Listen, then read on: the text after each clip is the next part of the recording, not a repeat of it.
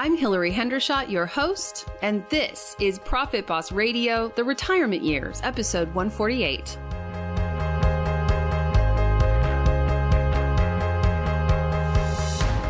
The Retirement Years on Profit Boss Radio is your weekly wealth building and retirement mastermind. Profit Boss is also a movement for women who want to reach their full wealth potential and be financially free. Let me be your guide as you defy the odds, take control of your money, grow your wealth, and retire well. Do you want the secrets of wealth and retirement to be yours? This is the place.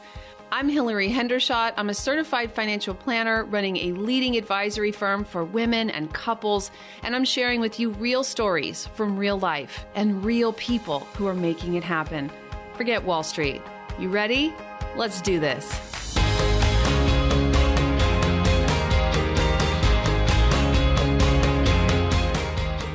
Hey, Profit Boss, how can we talk about building wealth if we don't have any income? Surprise, you can't.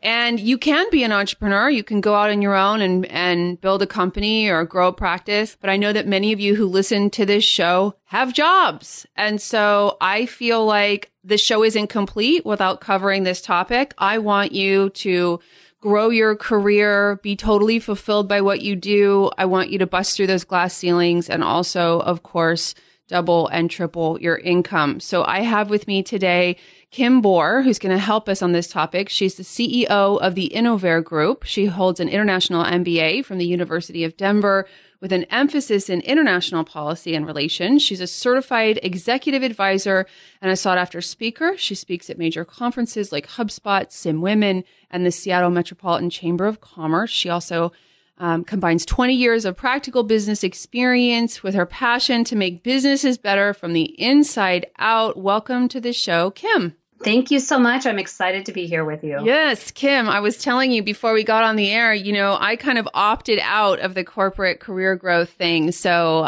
you're going to be teaching me as much as you're teaching my listeners, and I'm excited to jump right in. First, I thought I have my framework that I teach, the 7 steps to wealth. Can we start high level? Are there different planks people should be thinking about? What are the major subheadings of categories or topics under which people need to be cultivating and nurturing what they have in order to grow what you call an intentional career?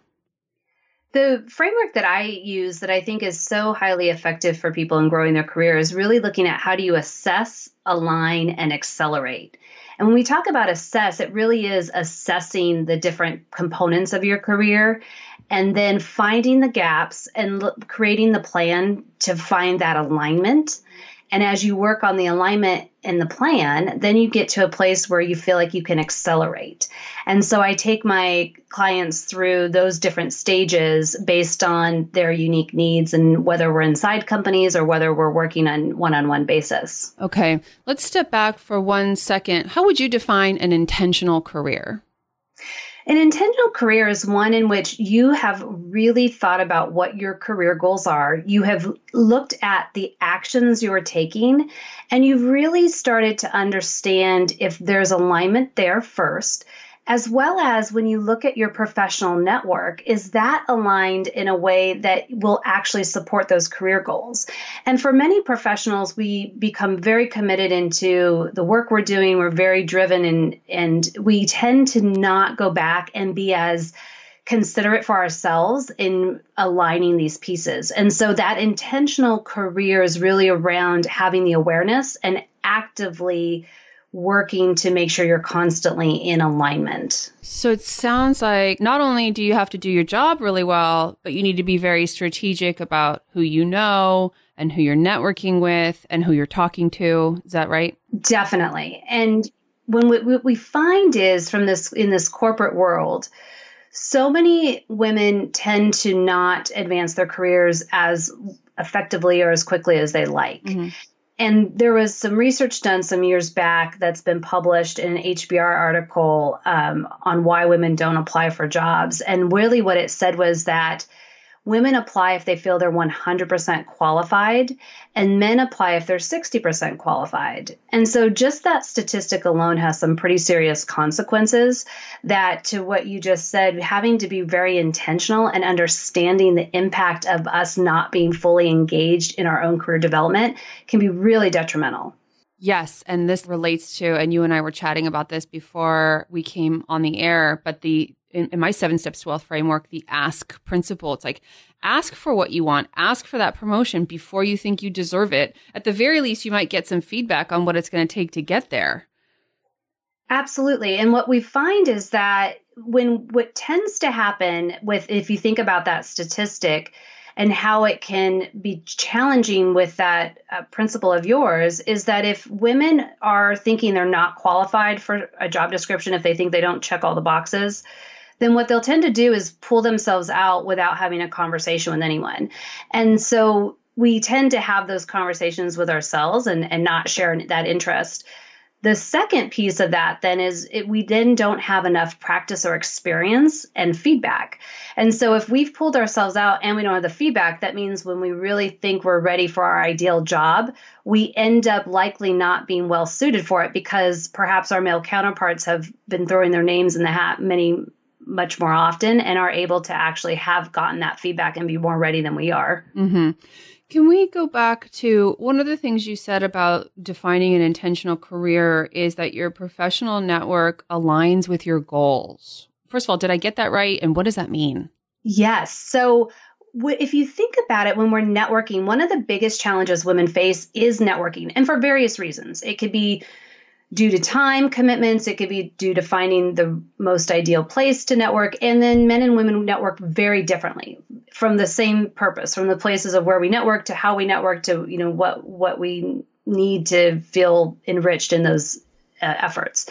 And so what we find is that in that idea of networking itself, we tend to have a lot of people that maybe look like us, right? Like that literally are in our profession or our friends from college or our neighbors. And they aren't necessarily the people then that actually align to where we want to go. And so what I share with people when we're working together, whether that's inside companies or individually, is that it's really about defining that network to be a professional network. I tend to say, over 70% of your contacts should be professional contacts. They should be reflective of titles that are above and below where you want to go.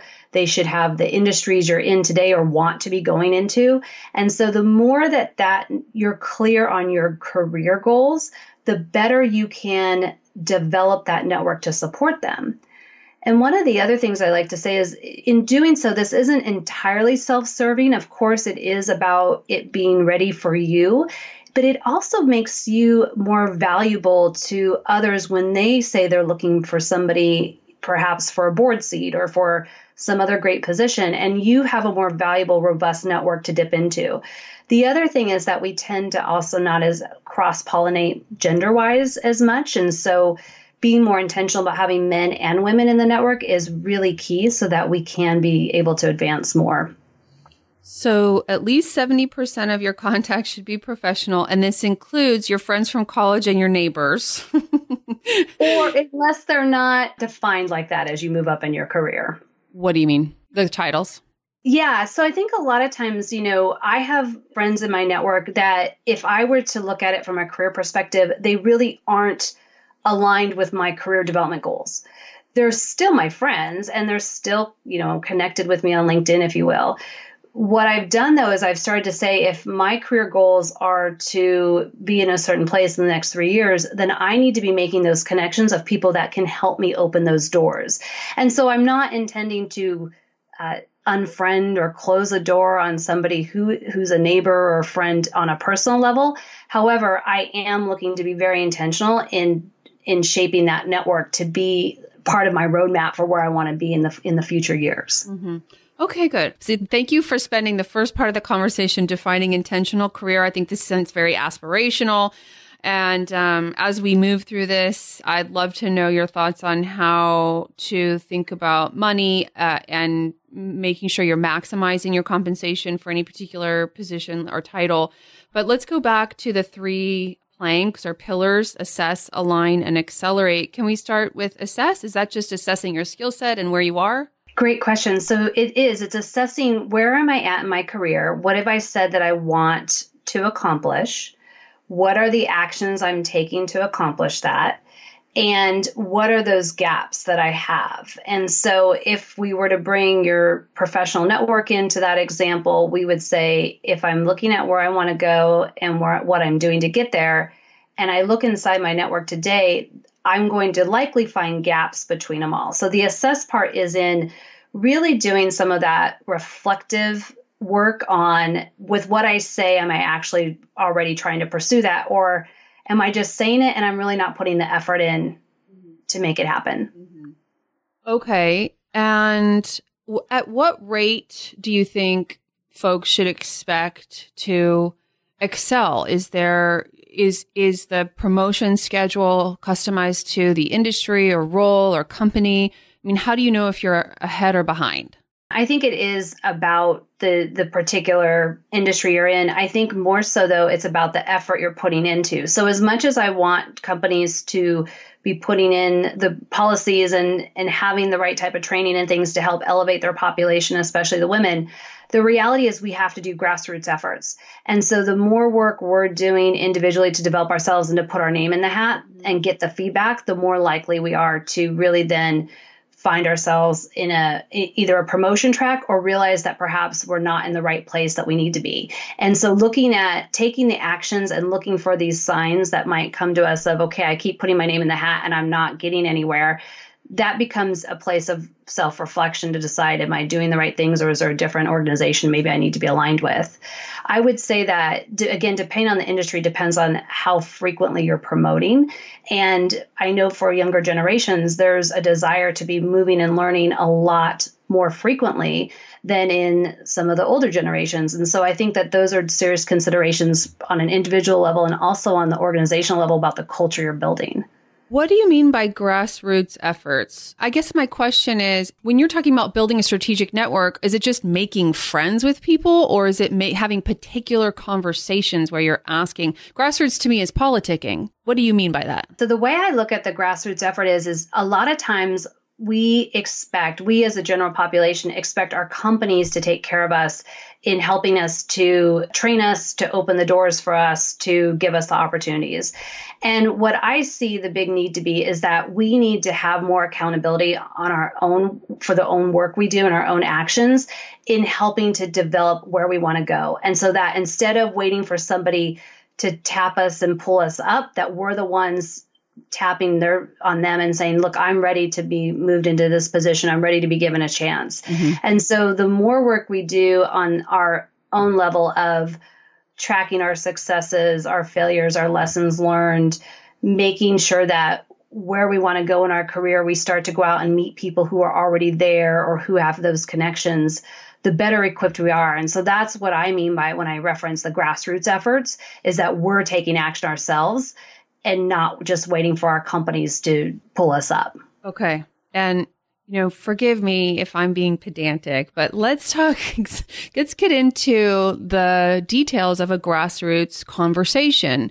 Is it things like, hey, do you know of any opportunities on I'm not coming up with a word except dashboard. Do you know what's coming up? Can I put my name in the hat? What do I need to do? Or is it something more mysterious? Do you need to be strategizing who you're making friends with? And what would that look like? So inside an organization, I like to give people guidance in this way. I like to say, if you're trying to move up a network inside your company, you want your leaders to know who you are and the leaders above them. So the people that can be influencing you and influencing others are the ones that you want them to know who you are.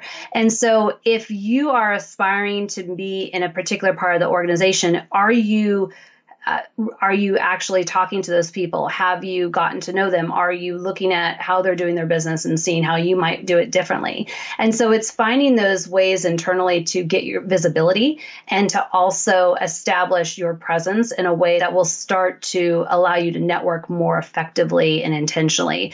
The other thing is to say, as you start to do that, is to say, I have interest in these areas, and to look for ways to get exposed to dipping your toe into parts of the organization where there's interest, even if it's not your role today or maybe not entirely your background. Mm-hmm. And so the more you do that and you start to have those conversations, you start to show interest. And to your point, saying something along those lines of, when this next position comes up, I want to be considered for it. And here are the reasons why.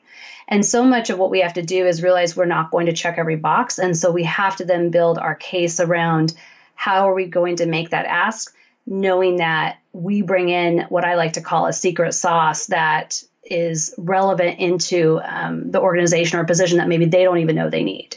Okay, so this sounds attainable and understandable. I can wrap my head around it. You're making yourself seen and heard. You're doing great work. You're watching what your leaders are doing. You're making friends with them. You're being friendly with them. And you're also occasionally saying, I'm interested in this. Here's the reasons. I'm letting you know that I made this difference or produced this result, but not necessarily being behind closed doors about it. I have this image of it that some of it is like what Congress does. Like it's a little bit mysterious, but this sounds very easy to understand.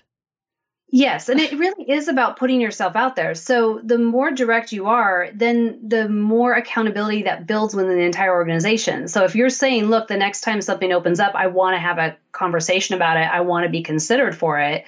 That's then put out there. And it's hard for people to then ignore your interest, even if in their mind you may not be ready. But the idea is to say, look, I'm putting this out here because I'm trying to see where I might be able to contribute and grow and you bring different value into the organization. Great.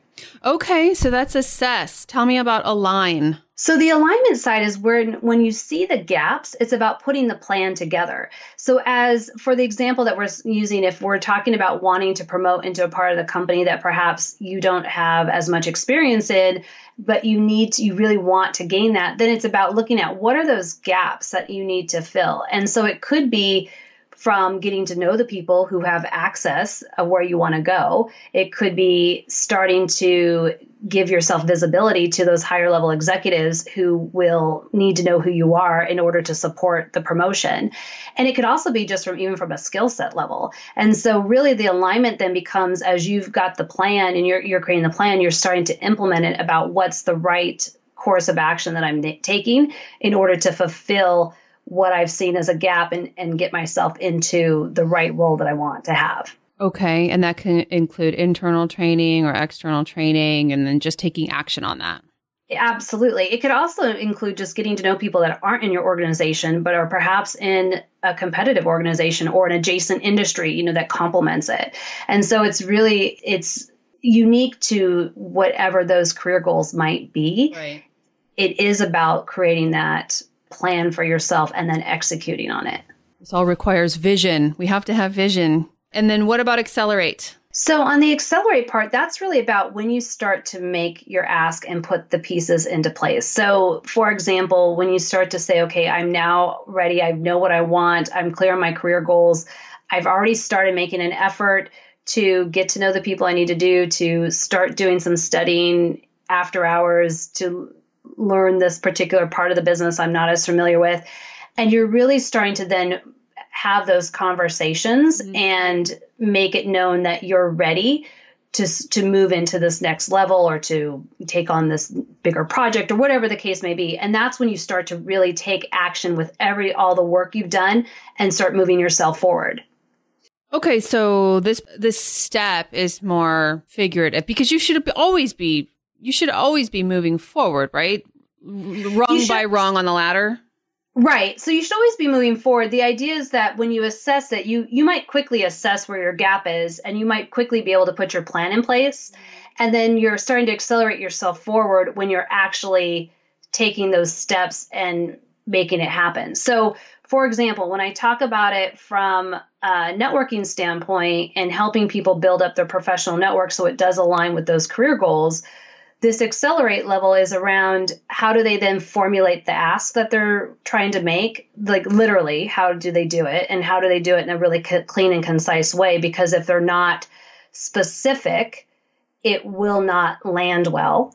And how do they then actually structure that meeting and hold their presence in order to accelerate that ask and get where they want to go. So there are some tactical pieces there. It's really about then bringing the first two together and moving yourself forward. So I agree, you should always be moving yourself forward. The challenge we have is if we're not clear in what we want and we're not clear in communicating that effectively, then we may be spinning our wheels and not actually advancing ourselves. Okay. Anything I missed on the accelerate step before I move on? Nope, I think we're good. And now for today's MoneyWise segment. Today we're talking about FDIC insurance for your checking and savings accounts. FDIC stands for Federal Deposit Insurance Corporation, and it was set up to avoid bank runs when people get scared. As you know, banks don't keep your savings and checking account deposits on hand. They lend them out tenfold. That's how banks create money. That means a bank can't have all of its customers show up on any given day to withdraw their money because they don't have it. When too many bank customers show up to get their cash because customers are nervous about the strength of the bank, that's called a bank run, and the bank will fail. In fact, banks fail for other reasons all the time, just like companies fail. They don't make much noise in the media about it, but thousands of banks have failed over the last 40 years. So what happens to your deposits when a bank fails? Well, you're insured up to $250,000 per owner per account on checking, savings, and certificate of deposit accounts. Savvy investors sometimes spread their accounts over multiple banks to avoid the risk of bank failure. It's really important, especially in today's environment when many financial institutions are offering so-called high-yield savings accounts, that you verify that you are FDIC insured. To see if your bank is FDIC insured, go to the Bank Find search tool in the show notes for today's episode at hillaryhendershot.com/148. Hey, Profit Boss. If after listening to today's episode, you think you might be ready to take meaningful actions with your wealth and perhaps consider working with me and my firm in some way, then I'd love to hear from you. Just go to hillaryhendershot.com/hello. That's Hillary with one L and Hendershot with two T's. .com/hello. When I'm not sitting behind the mic, I'm running Hendershot Wealth Management. We're a fee-only fiduciary financial advisory firm. We work with women and couples to take their finances to the next level. Everything I talk about here on the show gets personalized and put to work for my clients. So I ask you, why wait till tomorrow when you can start realizing your full wealth potential today? The life you want to live, it doesn't have to wait. Just imagine the freedom and joy you'll experience when you've secured your retirement and enjoyed the years leading up to it. That's what I want for you. That's what I do for my clients. And if that's what you want for yourself, just head on over to my website right now, hillaryhendershot.com/hello. All of our initial conversations are totally complimentary. So let's just see where a friendly conversation may lead. hillaryhendershot.com/hello.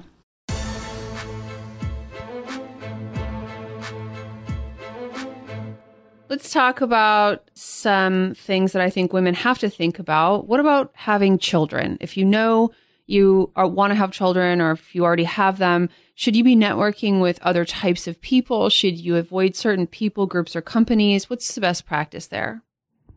You know, it's really about we are starting to see so much evolution in this area of women and having families and family leave and all these different components. So it's about making sure you are in the conversation and making it very clear that you want to be included in any discussions that are happening about the potential of where you're going. So often we find that organizations unintentionally maybe have the conversations about somebody not being ready to take on something else because they're a mom or because they've got an ailing family member, things like that. And it happens behind the person's back.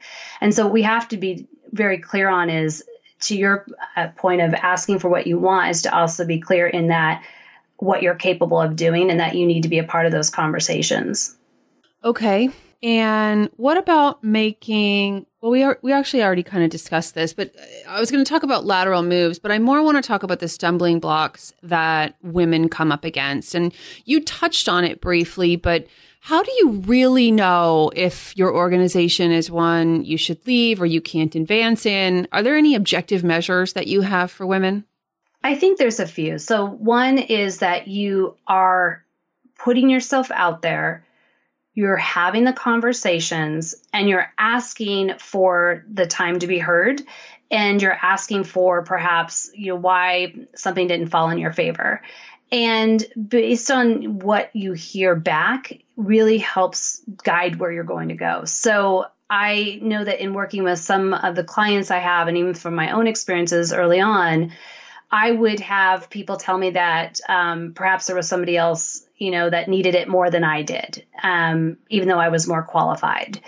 And, what an interesting response. It was a very interesting response. And what I did with that is realize I asked questions. And what I realized was, okay, this is not the organization that's going to get me where I want to go. Mm-hmm. And that was after many conversations, many attempts, that sort of thing. So I think that there are just the problem I think we have is oftentimes we disengage or we leave without trying to make our points heard.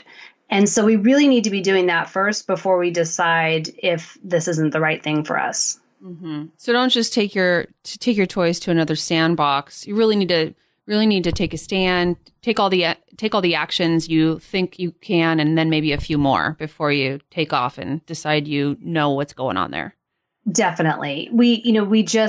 Things are changing so much to our advantage of women advancing in the organizations that we need to be doing our job and speaking up and saying things, because there could be one bad apple that's causing us problems. But if we can speak up, then we might very well find out that it is just that one person and that we can navigate around it, And I think that depending on the size of the organization you're in, there's always opportunities to find areas where you are a good fit. For smaller organizations, that does become more challenging. And I think that so much of what we're talking about here is about the building of the confidence and knowing your own self-worth. And so that can tend to get diminished pretty heavily with women when we're so busy holding so many different roles. Yeah.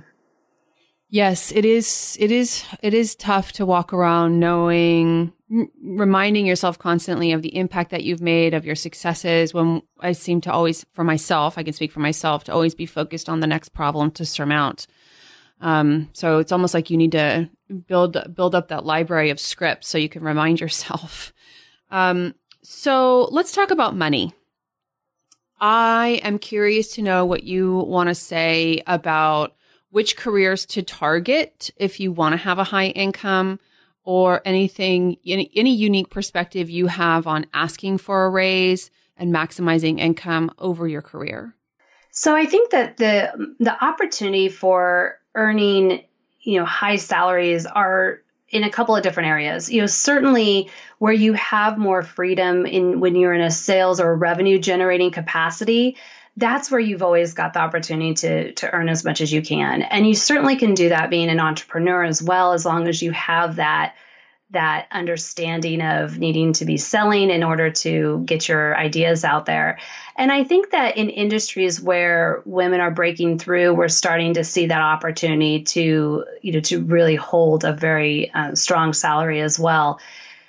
I think the biggest piece is about knowing what you bring and the impact you're making. And so often I work with women around understanding on a weekly basis, what are those successes you've had?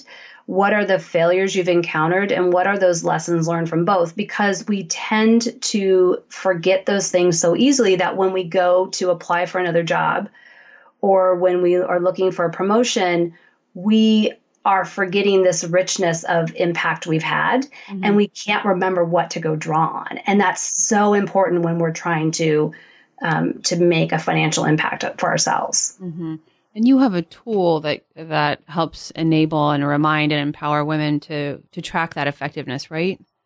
I do. I have a career journal that's releasing will have released in September, and it is in fact called Successes, Failures, and Lessons Learned, mm-hmm. and it is for men or women, and yet I know women will have the most impact gained from this tool. And so it does work in a 12-week cycle where you do in fact track those particular pieces. There's measurements that are created, intentional goal setting. And there's also a piece in there that I think aligns very nicely to asking for what you want, which is an exercise around when you're ready for a promotion or you're looking to maybe perhaps switch careers, that it walks you through how do you align your background, your skills, your secret sauce, as I like to call it, with that job description, knowing that you don't have to check every box. So getting back to maximizing income over career, and you did talk about sales, any other functions that are highly compensated typically? Well, I think there's always the professional service functions that are highly compensated, where there's the also close to customers, right? Yes, yeah. Close to customers, where you can make the direct impact is always where you have more control, and is a really good way to say it, I think. Certainly there's many different industries out there, and I think that so much of it too is built around your mindset. I know that that's a big belief that you have as well in the work you do. Mm-hmm. Mm-hmm. Do you ever coach women not to go for the VP role? I mean, do you think there's a type of person who you would say, maybe total advancement isn't appropriate for you? So I think that there are elements of advancement that come with the complexity of leadership. And if you are over leading others, there are certain traits and skills that you really need to have to be effective and to be happy in your job in doing that. And so I do work with individuals where we help look at that and look at the traits and with a tool I use that will enable to understand if that really is the right path. Mm-hmm. And every once in a while we come across it where perhaps leading isn't the right thing. And so to your question of being a VP, if that VP is, for example, really has a significant role to hold in leadership, then that might not be the right thing. As we move up in our executive ranks, it really is about leading and encouraging our teams to do the problem solving. And that's a very different position to be in if somebody is more comfortable as a doer. And so there's certainly those things to look at.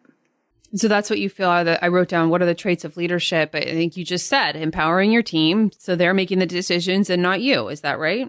It is. And, leaders are often described as needing to manage the dilemmas that come up and looking at the different choices and then guiding the teams to the problem solving.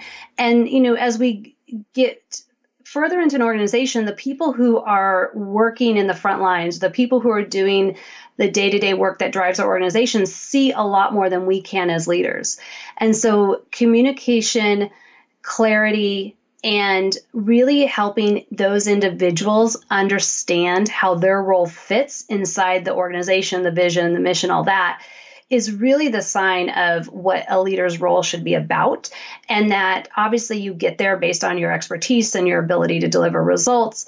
And yet when you get into those higher level roles, it is about empowering and moving the rest of your workforce to align with the vision that you have or that the company has in order to drive the results. And so it's a very different approach that isn't for everybody. Mm-hmm. Mm-hmm. No, you have to be willing to let go of control. Yes. Very good. Okay. Anything else we should cover before I let folks know about the career journal you're so generously giving? So the journal will be available on Amazon, and it's called Successes, Failures, and Lesson Learned. And then I really would love to offer your listeners a complimentary career guide that goes through the Assess, Align, and Accelerate guide that goes through those three pieces of the framework and allows them to do some reflection work. And so I'd love to offer that complimentary, and I can make sure that you have all that detail as well. Perfect. So if you we'll link to Kim's book in the show notes for today's episode. That's at hillaryhendershot.com/148. The book is called Successes, Failures, and Lessons Learned. She's also generously offering you a complimentary career guide. I think I'm sure it goes with her best practices in the book. But if you do pick up a copy of her book, you'll be one of the first to get it because it just launched in September. So we wish her well. Kim, marketing a book is not for the faint of heart. So I wish you much success. And we'll link to the career guide again in the show notes. Thank you so much for being willing to offer that. And, my intention is that today's conversation, if you're a Profit Boss listener, empower and enable you to really have consistent and high growth in your career so that you can live a life you love and have all the money you want. Kim, thanks for joining us on today's episode. Thank you so much for having me, Hillary. It's been a pleasure.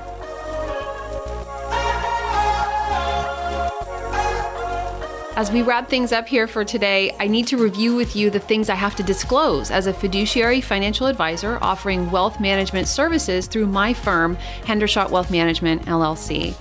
You should know that the opinions I express on Profit Boss Radio are my own, and they can change. The content I provide in the show is for general education. It's not intended as specific investment advice, nor do I recommend any specific financial products.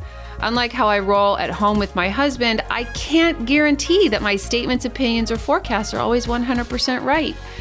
Of course, I wish I could peek into that proverbial crystal ball, but so far, I haven't found it. Past performance is not indicative of future results.